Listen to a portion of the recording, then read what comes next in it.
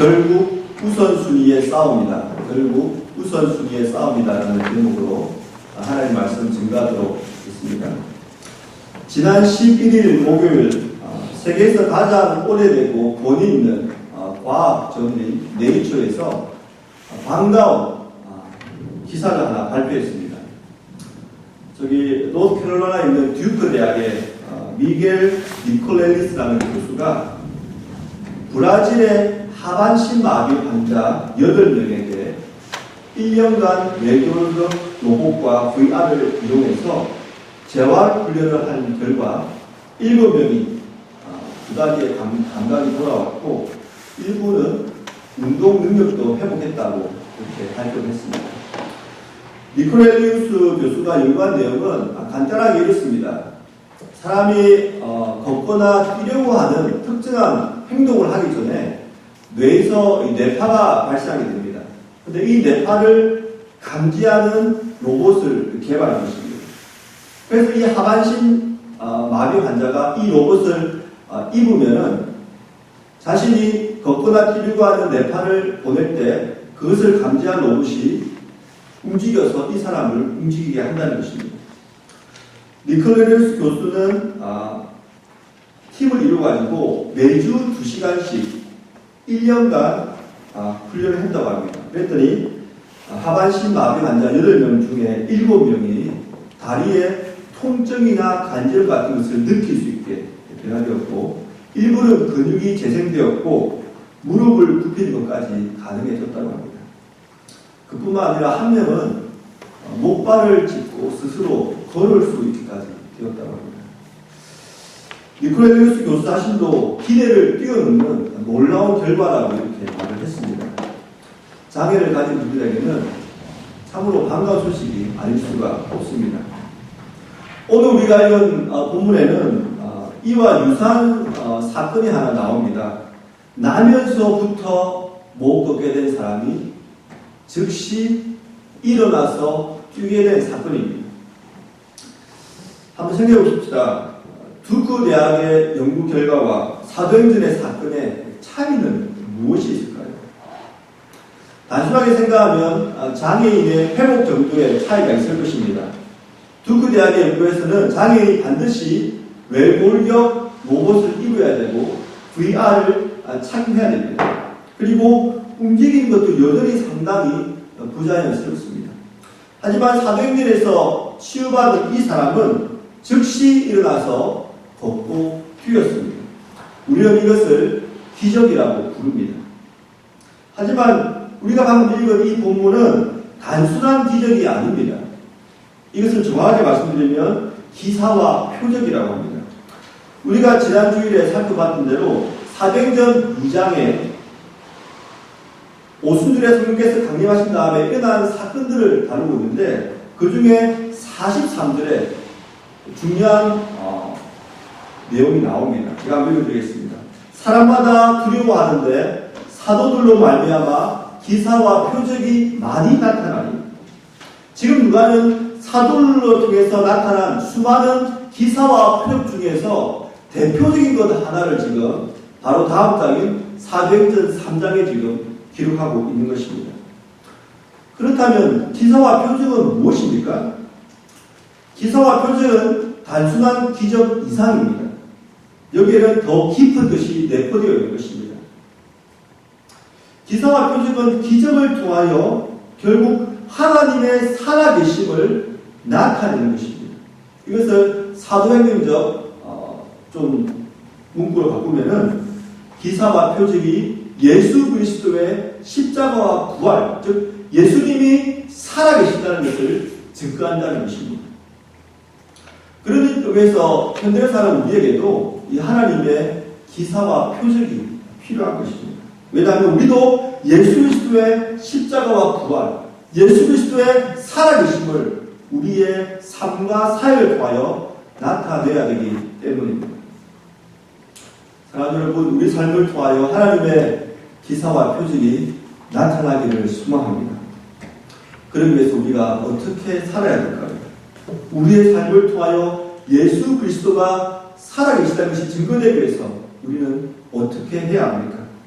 오늘 본문을 통하여 크게 두 가지 교훈을 받을 수 있다고 생각합니다. 먼저 첫 번째는 기도하는 삶에 우선순위를 두어야 합니다. 우리 다 같이 1절 말씀을 함께 읽어보도록 하겠습니다. 시작. 제9시 기도 시간에 베드로와 요한이 성전에 올라갈새 어느 호텔에서 전면 광고를 냈는데 첫 줄이 이랬습니다. 우리는 직원들에게 친절하라고 가르치지 않습니다. 그 다음 줄이 흥미롭습니다. 우리는 친절한 사람을 고용합니다. 이게 무슨 말합니까? 사람은 그만큼 변하기가 힘들다는 것입니다. 그래서 아예 호텔에서 직원을 뽑을 때 친절하지 않은 사람을 데려와서 트레이닝시켜서 친절하도록 만드는 것이 아니라 아예 친절한 사람을 뽑는다는 것입니다. 예수님을 믿는다는 것은 사람이 조금 변한다는 것을 의미하지 않습니다. 예수님을 믿는다는 것은 완전히 새 사람으로 거듭나는 것, 새로 태어나는 것을 말합니다. 예수님께서 요한복음 3장에서 물과 성령으로 거듭나지 않으면, 즉 다시 태어나지 않으면 하나님 나라에 들어갈 수 없다고 분명히 말씀하셨습니다. 맞습니다. 예수님을 믿는다는 것은 조금이라는 것이 아니라 다시 태어나는 것을 말합니다. 오늘 본문이 이것을 말해주고 있습니다. 오늘 사건이 어떻게 일어났습니까? 성전도 매번 가는 곳이었습니다.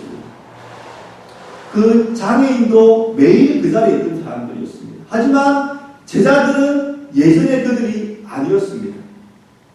완전히 새 사람으로 거듭나서 성령의 능력을 덧입은 그런 사람이 된 것입니다. 재밌는 것은 우리 교회도 권사님 중에 한 분이 비슷한 간증을 하시면서 제가 들어본 적이 있습니다. 예수를 만나기 전에는 수줍고 조용한 성격이었는데 예수를 만난 다음에는 말이 많아졌다는 것입니다. 나서기를 좋아하고 사람과 사귀기를 좋아하게 되었다는 것입니다. 옆에서 보고 계시던 어머니께서 너 왜 요즘에 그렇게 말이 많냐 이렇게 말씀하셨다고 합니다. 근데 이뿐만이 아닙니다. 예수님을 만나고 나니 모든 것이 새롭게 보였다는 것입니다. 어제까지 똑같이 봤던 그 나무, 똑같이 들었던 새의 음성이 이제는 완전히 새롭게 들린다는 것입니다. 왜냐하면 그 사람이 조금이라는 것이 아니라 그 사람이 새 사람으로 태어났기 때문입니다. 여기서 출발하는 것입니다. 하지만 제자들은 새롭게 태어난 것으로 끝나지 않았습니다. 성령 충만을 받은 그 은혜를 계속 유지하고 발전시켜 나간 것입니다. 사도행전 2장에서 오순절 성령 강림 사건으로 하루아침에 예루살렘 교회가 3,000명이나 교인들이 등록하는 그런 부흥이 일어났습니다. 그때 예수님의 제자들이 무엇을 했습니까? 만약에 우리 교회에 갑자기 3,000명의 성도님들이 등록한다면 우리는 무엇을 해야 합니까?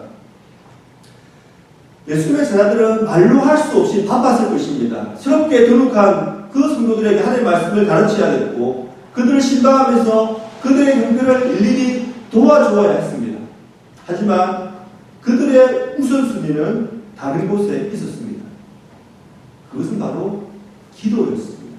그래서 사도행전 3장 1절에 기도가 제일 먼저 등장하는 것입니다. 사랑하는 여러분, 여러분은 기도에 얼마나 우선순위를 두고 살고 계십니까?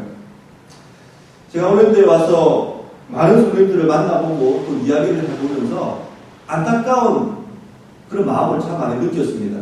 왜냐하면 예전에는 내가 신앙생활을 참 열심히 했고 참 잘했는데 지금은 그만큼 나의 영성이 되지 않는다는 것입니다. 그런데 이야기를 들어보면 더 안타까운 것이 있습니다. 자신의 처지를 알면서도 그것을 개선하려고 어떤 노력을 하지 않는다는 것입니다. 초대교회 예수님의 제자들은 그러지 않았습니다. 오순절날 받은 성령의 충만한 체험을 가지고 남은 인생을 유지하고 살려고 하지 않았습니다. 그것을 계속적으로 발전시키기 위해서 기도에 가장 우선순위를 두고 살았다는 것입니다. 사랑하는 여러분, 우리의 삶의 우선순위는 무엇입니까? 우리는 가장 귀하게 생각하고 가장 우선적으로 생각하고 행동하는 것이 무엇이 있습니까? 코카콜라 CEO를 지낸 브라이언 다이슨이라는 사람이 있습니다. 이 사람이 1996년에 조지아 공대 졸업식에서 연설을 했는데 이 연설이 참 유명합니다. 삶을 여러분이 5개의 공을 공중에서 띄워서 굴리는 저글링이라고 생각해 보십시오. 5개의 공 중에 하나씩 다 이름이 있는데 그 공에는 일, 그리고 가족과 건강, 그리고 친구와 영혼이라는 이름이 있습니다. 이 5개의 공을 계속 공중에서 띄우면서 여러분은 삶을 살아야 합니다. 일이란 공은 고무공이라는 것을 금방 알아차릴 것입니다.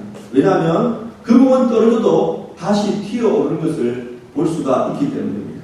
하지만 나머지 4가지 공, 가족, 건강, 친구, 영혼은 유리공임을 명심해야 합니다.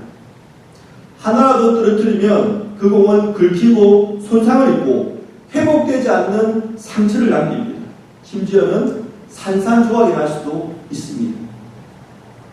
한번 떨어진 공은 결코 예전과 같지 않을 것입니다. 이 진리를 기억하고 여러분의 삶의 균형을 잡아가야 합니다. 저는 이 브라이언 다이슨의 이 말에 좀 동의합니다. 특별히 우리가 오늘 말씀에 좀 초점을 맞추면 우리의 영혼은 보이지는 않지만 우리의 영혼도 이 다이슨의 말처럼 유리공이라는 것입니다. 그래서 우리는 우리의 영혼을 잘 관리하기 위해서 우선순위를 재조정할 필요가 있다는 것입니다. 저는 사도들이 영혼의 중요성을 잘 알았다고 생각합니다. 오순절날 성령 충만을 체험해서 얼마나 흥분되었을까요? 하루아침에 3,000명이나 되는 성도들이 등록했으니 얼마나 흥분되었을까요? 하지만 그들이 세운 우선순위는 분명했습니다. 사도행전 6장에서 다시 다루겠지만 초대교회의 수많은 과부들, 특별히 헬라파 과부의 문제가 생기자 그들은 말씀과 기도에 전무하기 위해서 7명의 집사를 따로 세웁니다. 구제도 좋고 중요하지만 그보다도 우선시 되는 것이 있다는 것입니다. 그것은 바로 기도입니다. 우리가 흔히 사도행전을 성령행전이라고 부릅니다. 왜냐하면 성령께서 오순절날 임하심으로 신학의 교회가 탄생하였고 예수님의 제자들이 지속적으로 선교사역을 감당할 수 있었던 것도 성령께서 임하셨기 때문입니다. 하지만 다른 한편으로 예수님의 제자들은 기도에 최우선을 두고 지속적으로 기도 생활을 해갔고 그것을 위해서 힘썼다는 것을 우리는 잊으면 안 됩니다. 기도는 사도행전을 이끄는 핵심 단어입니다. 사도행전 1장부터 28장까지 계속 이어질 수 있었던 것은 예수님의 제자들이 기도에 힘썼기 때문입니다. 제가 한번 몇 장을 언급해 드리겠습니다. 시간 관계상 28장까지가 아니고 한 10장까지만 제가 언급해 드리겠습니다. 1장에 이런 내용이 나옵니다. 120명의 제자들이 오로지 기도에 힘쓰니라.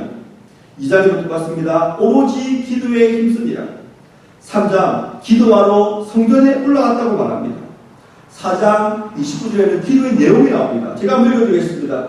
주여 이제도 그들의 위협함을 두고 보시옵고 또 종들로 하여금 담대히 하나님의 말씀을 전하게 하여 주시오며 손을 내밀어 병을 낫게 하시옵고 표적과 기사가 거룩한 종 예수의 이름으로 이루어지게 하옵소서. 6장에 넘어가면 기도하는 일과 말씀 사이에 전무하리라고 말합니다. 그리고 7장에 보면 스데반 집사님이 죽음의 순간에도 기도하는 것을 볼 수가 있습니다. 8장에 가면 사마리아에 사람들이 성령 받기를 기도했다는 내용이 나옵니다.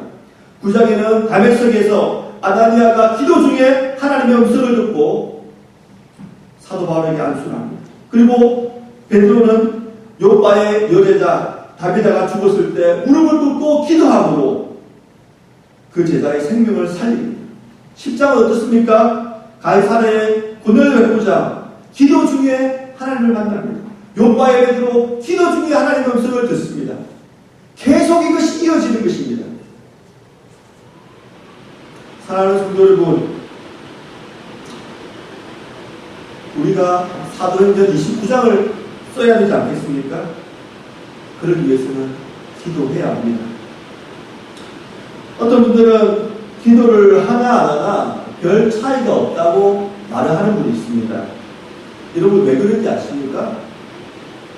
아무것도 안 하기 때문입니다. 철학자 아리스토텔레스가 유명한 말을, 이 사람 유명한 말 많이 했지만 이 사람이 한 유명한 말 중에 이런 말이 있습니다. 비판은 언제든지 쉽게 피할 수 있다.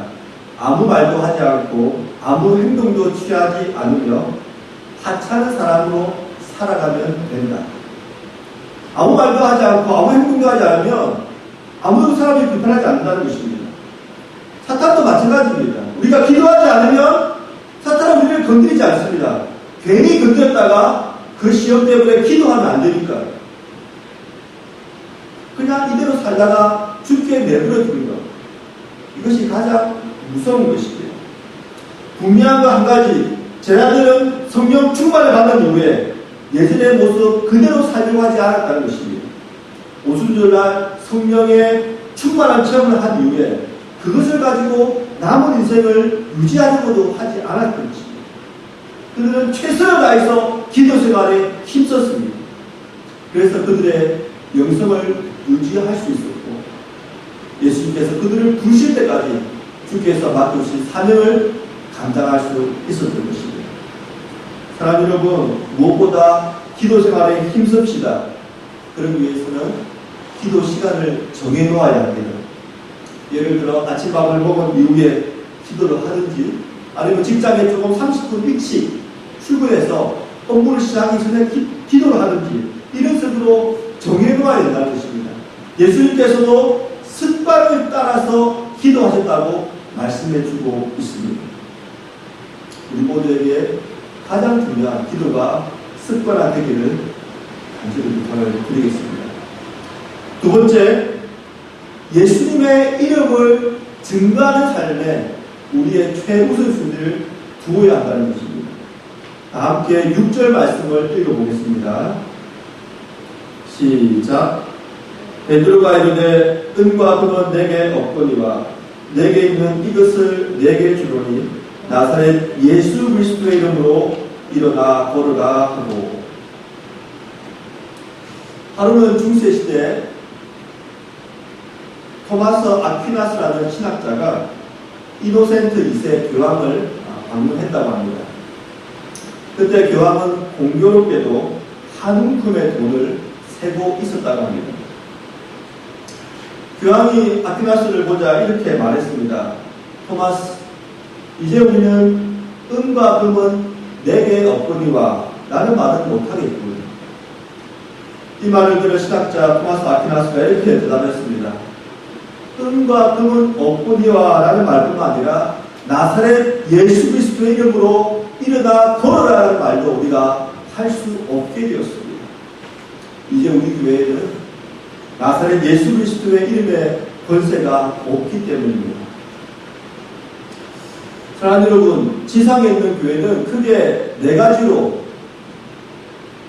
분류할 수가 있습니다. 은과 금도 없고 예수의 이름도 없는 교회입니다. 가장 비참한 교회입니다. 은과 금은 없지만 예수의 이름이 있는 교회입니다. 오늘 본문인 초대교회 같은 교회이지요.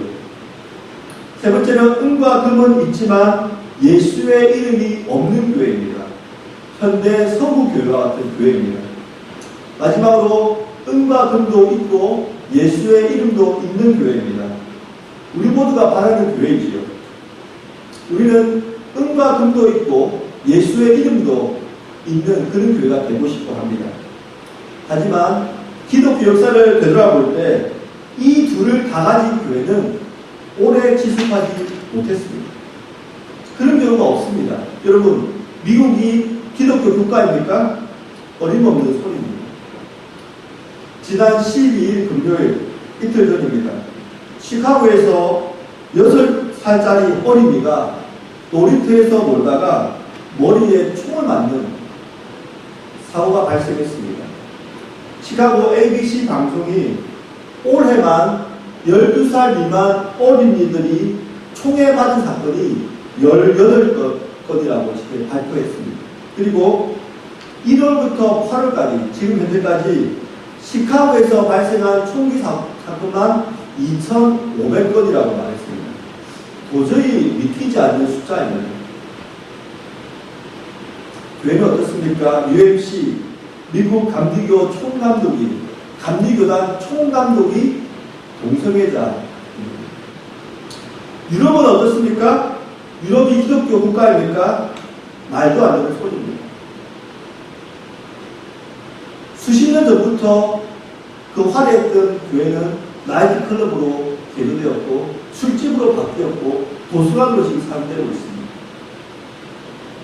최근에 영국 런던의 시장이 무슬림이 단순해서 여러분 아시죠?